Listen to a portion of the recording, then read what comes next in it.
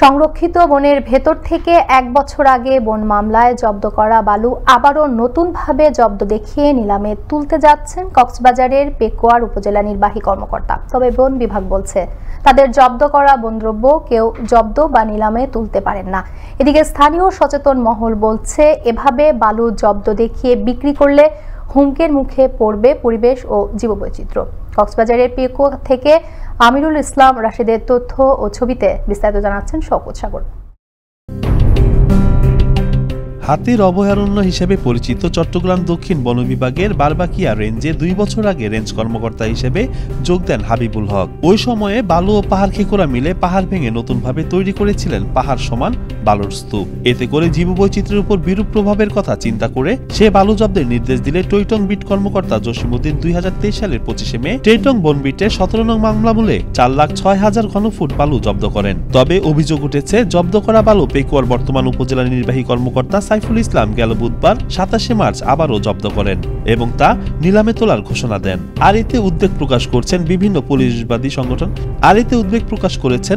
পরিবেশবাদী সংগঠন ও স্থানীয় সচেতন মহল। বর্তমানে ওই জব্দকৃত বালু বের করার নাম দিয়ে সেই সুবাদে নতুনভাবে পাহাড় কেটে বন কেটে পরিবেশের ভারসাম্য নষ্ট করে ওই বালুগুলা বিভিন্ন কর্তৃপক্ষকে ম্যানেজ করে বলে একটি পক্ষ অবস্থান নিয়ে ওই বালুগুলো বের করে আনার জন্য চেষ্টা করতেছে।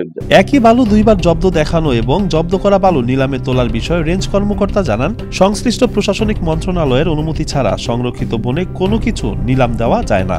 এটা জানছি, জানার পরে আমি আমার ঊর্ধ্বতন কর্তৃপক্ষের সাথে আলাপ করে আমি ইউনো মহোদয়কে আজকে আমার দপ্তর থেকে একটি চিঠি দাখিল করা হয়েছে যে এখানে যদি বালুগুলো বের হয়ে আসে জীববৈচিত্র্যের মারাত্মক ক্ষতির সম্মুখীন হবে এবং পরিবেশের ভারসাম্য বিঘ্নিত হবে। তবে বন বিভাগের বক্তব্যের সাথে একমত নন পেকুয়া উপজেলা নির্বাহী কর্মকর্তা সাইফুল ইসলাম। তার দাবি, মোবাইল কোর্টের মাধ্যমে তিনি জব্দ করে তা ওপেন নিলামে তুলবেন।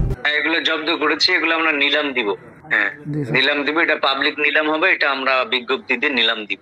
আমরা করেছি মোবাইল কোর্টের মধ্যে কে জব্দ করলো না করলে এগুলো কোনো বিষয় না। যদি অবৈধ কোনো জিনিস থাকে সেটা আমরা জব্দ করে টেন্ডার দিতে পারি আর কি। এদিকে বন বিভাগের জব্দ করা কিছু অন্য কেউ জব্দ বা নিলামে তুলতে পারবে না বলে মত বিভাগীয় বন কর্মকর্তারও। এমনকি এই বালু সরিয়ে নেওয়া হলে এলাকার পরিবেশের ক্ষতি হবে বলেও শঙ্কা তার।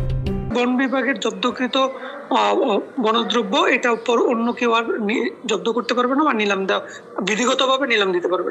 এগুলো নিলাম দিলে এই বালুর নামে বনাঞ্চলের ভিতর থেকে আরো বালু তুলে আনবে, দিয়ে গেলে এলাকার পরিবেশের ক্ষতি হবে। এটা নিলাম দেওয়ার কোনো ইচ্ছা আমাদের নেই।